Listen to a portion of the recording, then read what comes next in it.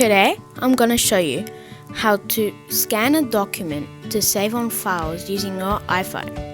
Firstly, you go on Files,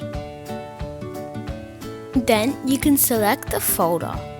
If you don't already have a folder, you can create one. If you don't know how to create a folder, you're in luck, because today I'm gonna show you how to create a folder as well. Just go on the three dots in the top right corner, and then you just click New Folder. Now you can add a name to it. I'm gonna write Receipts. Done. Now it's here.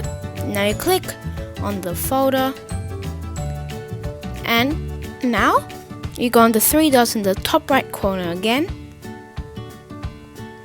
Then you click Scan Documents.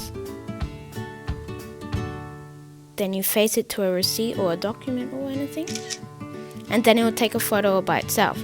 Then you just click Save, and now it's here. Now you write a title for it.